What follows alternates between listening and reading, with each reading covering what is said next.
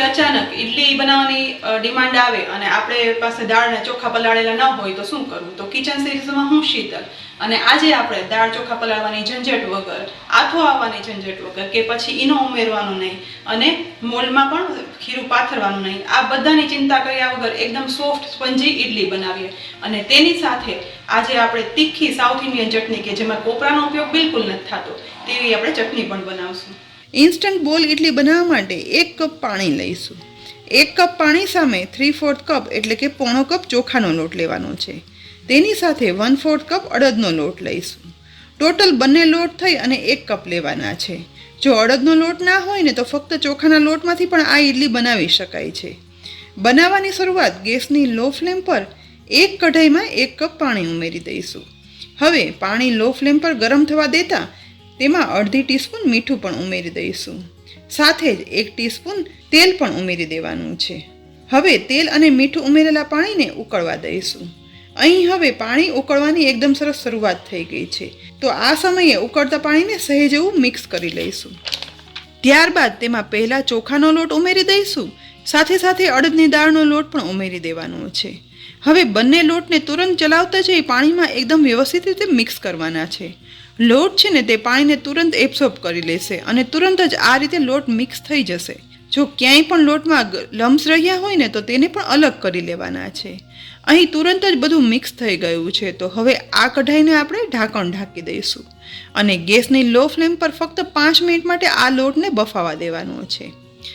અહીં 5 મિનિટ થઈ ગઈ છે તો કઢાઈનું ઢાંકણ ખોલશું. અહીં ચમચા વડે મિક્સ કરતા જુઓ લોટ એકદમ સોફ્ટ રહ્યો છે. સાથે સાથે તે કઢાઈને ચીપક્યો પણ નથી. તો ગેસની ફ્લેમ બંધ કરી આ લોટને એક પોળા બાઉલમાં કાઢી લઈશું. લોટને બાઉલમાં કાઢ્યા પછી હાથમાં થોડું તેલ લગાવી લેવાનું છે. પછી તુરંત જ આ ગરમ લોટને મસળશું. લોટ ગરમ છે એટલે હાથમાં થોડું ગરમ પણ લાગશે, પણ ધીમે ધીમે સતત મસળતા લોટમાંથી બધી વરાળ બહાર નીકળી જશે અને લોટ હાથમાં લઈ શકાય ને તેવો રહેશે. તો હવે આ લોટમાં લમ્સ દૂર થઈ જાય ને એટલો લોટને મસળવાનો છે. ધીમે ધીમે કરી અને લોટ એકદમ સરસ મસળાઈ ગયો છે અને સ્મૂથ પણ થયો છે. તો હવે આ મસળેલા લોટમાંથી થોડો લોટ છે ને તે હાથમાં લઈ આ રીતે નાની સાઈઝના બોલ વાળી લેવાના છે. 2 હાથ વચ્ચે એકદમ મસળી અને પ્રેસ કરી એકદમ સરસ બોલ વાળી લઈશું. અહીં એક બોલ વળી અને તૈયાર થઈ ગયો છે. આંગળી વડે પ્રેસ કરતાં એકદમ સોફ્ટ બોલ તૈયાર થયો છે. તો આ બોલને એક ડીશમાં રાખી દઈશું અને હવે એ જ રીતે આ લોટમાંથી બધા બોલ તૈયાર કરી લેવાના છે. અહીં એક સરખા બોલ વળી અને તૈયાર થઈ ગયા છે. તો બધા બોલ વળાઈ જાય ને એટલે ગેસની લો ફ્લેમ પર ઇડલી ઢોકળાના સ્ટીમરમાં સ્ટેન્ડ પર એક કાણાવાળી જાળી રાખી અને તેમાં આ બોલ છે ને એક પછી એક ગોઠવી દેવાના છે. બધા જ બોલ ડીશ પર ગોઠવાઈ જાય ને એટલે હવે સ્ટીમરનું ઢાંકણ ઢાંકી દઈશું. ગેસની લો ફ્લેમ પર માત્ર 5 મિનિટ આ ઇડલી બોલ્સને બફાવા દેવાના છે. ઇડલી બફાઈ છે ને એ દરમિયાન આજે ઇડલી સાથે ખવાય ને તેવી કોપરા વગરની સાઉથ ઇન્ડિયન તીખી ચટણી બનાવીએ. જેના માટે ગેસની લો ફ્લેમ પર એક પેનમાં 2 ટીસ્પૂન તેલ ગરમ કરવા રાખ્યું છે. ગરમ તેલમાં 1 ટીસ્પૂન ચણા દાળ ઉમેરશું. સાથે 1 ટીસ્પૂન અડદ દાળ ઉમેરી દેવાની છે. તેની સાથે 2 આદુના ટુકડા ઉમેરશું. 4 થી 5 લસણની કળીઓ પણ ઉમેરી દઈશું. 2 કાશ્મીરી સૂકા લાલ મરચાં પણ ઉમેરી દેવાના છે જેથી આ ચટણીનો કલર એકદમ સરસ આવે. હવે બધું ગેસની લો ફ્લેમ પર સતત મિક્સ કરતા જઈ અને સાતળશું. સાથે સાથે 1/8 ટીસ્પૂન હિંગ પણ ઉમેરી દેવાની છે. અહીં ગેસની લો ફ્લેમ પર ચણાની દાળ અને અડદની દાળ ગોલ્ડન બ્રાઉન કલરની થઈને ત્યાં સુધી શેકવાની છે. સતત મિક્સ કરતાં માત્ર 1 મિનિટ પછી બધું સતળાય અને અડદની દાળ અને ચણાની દાળનો કલર પણ ગોલ્ડન થવા લાગ્યો છે. તો આ સમયે 1 ડુંગળીના સમારેલા ટુકડા પણ ઉમેરી દઈશું. હવે ડુંગળીના ટુકડાને પણ વઘારમાં મિક્સ કરતા જઈ અને સાતળશું. ડુંગળીના ટુકડા માત્ર અડધી મિનિટ જ સતળાયા પછી હવે તેની સાથે એક મોટી સાઈઝના ટમેટાના ટુકડા પણ વઘારમાં ઉમેરી દેવાના છે. વઘારમાં હવે ટમેટાને ડુંગળી સાથે સાતળી અને મિક્સ કરી દેવાના છે. સાથે સાથે તેમાં અડધી ટીસ્પૂન મીઠું પણ ઉમેરી દઈશું અને તેને આ ડુંગળી ટમેટા સાથે મિક્સ કરી દઈશું. મીઠું મિક્સ થઈ જાય ને એટલે હવે પેનનું ઢાંકણ ઢાંકી ગેસની લો ફ્લેમ પર ટમેટા ચડી અને સોફ્ટ થઈ જાય ને ત્યાં સુધી રહેવા દેવાના છે. એ સમય દરમિયાન બફાતી ઇડલીના સ્ટેન્ડનું ઢાંકણ ખોલી અને જોશું. અહીં જુઓ બધી બોલ ઇડલી એકદમ સરસ બફાઈ ગઈ છે. તો હવે ઇડલી રાખેલી જાળીને આપણે સ્ટીમરમાંથી બહાર કાઢી લેવાની છે અને ગરમ ઇડલીને કાણાવાળી જાળીમાંથી એક પ્લેટમાં ટ્રાન્સફર કરી લઈશું. હવે માત્ર સહેજ એવી ઠંડી થવા માટે રાખીશું. ઈડલી ઠંડી થઈ છે ને એ દરમિયાન આપણે બીજી સાઈડ વઘારેલા ડુંગળી ટમેટા પણ સતરાઈ ગયા છે. તો પેનનું ઢાંકણ ખોલી અને ચેક કરશું. અહીં જુઓ, ટમેટા છે ને તે પ્રેસ કરતાં એકદમ સોફ્ટ થઈ ગયા છે. તો પેનને ગેસ પરથી નીચે ઉતારી લઈશું અને આ મિશ્રણ પણ હવે ઠંડુ થવા રાખી દેવાનું છે. બીજી સાઈડ સ્ટીમ ઈડલી પણ ઠંડી થઈ ગઈ છે. તો હવે બીજી એક પેનમાં 3 ટીસ્પૂન તેલ ગરમ કરવા ઉમેરશું. ગરમ થતાં તેલમાં અડધી ટીસ્પૂન રાઈ ઉમેરશું. સાથે 1/4 ટીસ્પૂન હિંગ ઉમેરી દેવાની છે. તેની સાથે મીઠા લીમડાના પાન પણ ઉમેરી દઈશું અને છેલ્લે અડધી ટીસ્પૂન સફેદ તલ ઉમેરી દઈશું. સફેદ તલ ઉમેરતા જ વઘારમાં તે ફૂટવા લાગે છે, એટલે તુરંત જ સ્ટીમ ઈડલીના બોલ્સ છે ને તે આ વઘારમાં ઉમેરી દેવાના છે. હવે આ ઈડલી બોલ્સને વઘારમાં મિક્સ કરતા જઈ અને સાતળશું.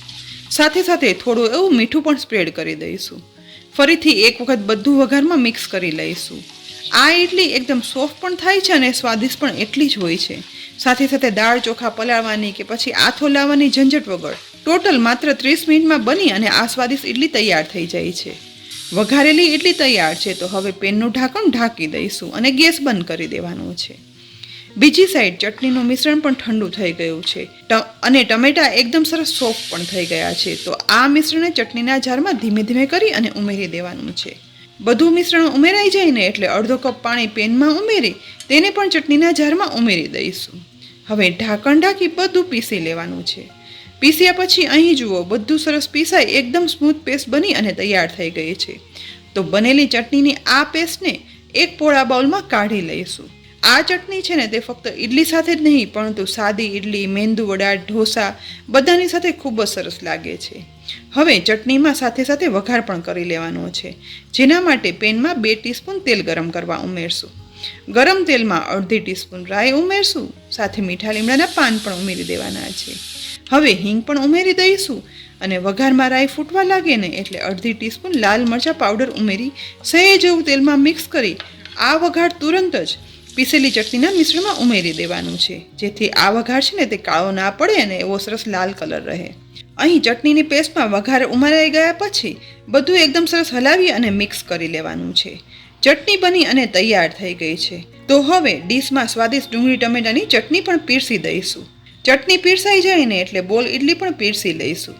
ગરમા ગરમ વઘારેલી આ સ્વાદિષ્ટ ઈડલી સ્વાદમાં તો એટલી સરસ બને છે ને તેટલી જ દેખાવમાં પણ સરસ દેખાય છે કે જોઈને જ મોંમાં પાણી આવી જાય. ગરમા ગરમ ઈડલીને ચટણીમાં બોળી એક વખત ખાશો ને પછી એટલી ભાવશે ને કે આ ડીશ ક્યારે પૂરી થઈ જશે ને તે તમને પણ ખ્યાલ નહીં આવે. તો ફ્રેન્ડ્સ, દાળ ચોખા પલાળવાની, આથો લાવવાની કે બેકિંગ સોડા ઉમેરવાની ઝંઝટ વગર આ ઇન્સ્ટન્ટ બોલ ઈડલીની રેસીપી એક વખત તો જરૂરથી બનાવજો અને રેસીપી કેવી લાગીને તે કોમેન્ટ બોક્સમાં લખી અને કહેજો.